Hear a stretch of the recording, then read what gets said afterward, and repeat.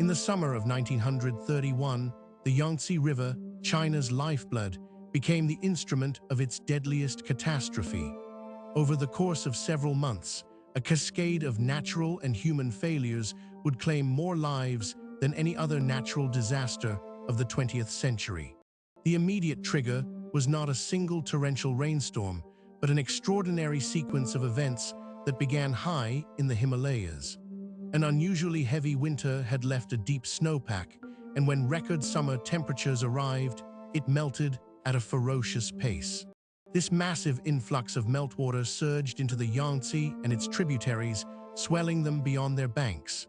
Normally, the river could handle seasonal surges, but that year, the volume was simply unprecedented.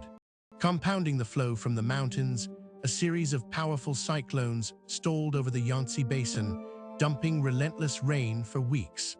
The combination of snowmelt and rain created a wall of water moving downstream like a slow-motion tidal wave. But there was a fatal bottleneck. Somewhere along the middle reach of the Yangtze, the channel had become clogged by sediment, debris, or narrow geological constriction, forcing the water to back up and rise ever higher. By late July, the water had piled up into a monstrous wave, perhaps 30 feet high, pressing against the earthen dikes that protected the low-lying city of Wuhan. Wuhan, a major industrial and transportation hub at the confluence of the Yangtze and Han rivers, was home to over 2 million people. Its defenses were ancient, poorly maintained, and no match for what was coming. On August 18, 1931, the water won. The dikes at Wuhan burst, and the 30-foot waves swept through the city in a matter of hours. Streets became rivers, buildings crumpled like paper. Hundreds of thousands of people were caught in the deluge. Many were washed away instantly, while others scrambled onto rooftops and trees, clinging to life as the water rose around them. But the worst was yet to come. The floodwaters didn't recede quickly, they lingered for months, turning the region into a vast, stagnant inland sea. With the water came disease. Cholera, dysentery, and typhoid swept through the makeshift camps where survivors huddled, contaminating every drop of drinking water and every scrap of food. The floods also destroyed the rice crop, the staple food for millions. Fields that should have been golden with harvest were buried under silt and water, and the threat of famine loomed almost immediately. Relief efforts were dangerously slow. At the time, China was in the throes of civil war. The nationalist government under Chiang Kai-shek was far more focused on battling the communist forces than on rescuing flood victims.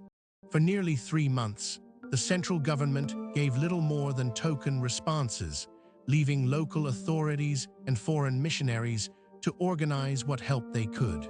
Some international aid did arrive. The United States, Britain, and other nations sent food, medicine, and engineering teams, but it was a drop in an ocean of suffering. The death toll numbers are staggering and uncertain. Estimates range from 2 to 4 million people, making it the deadliest natural disaster of the entire 20th century, eclipsing the 1976 Tangshan earthquake and the 2004 Indian Ocean tsunami. Most deaths, however, did not come from drowning.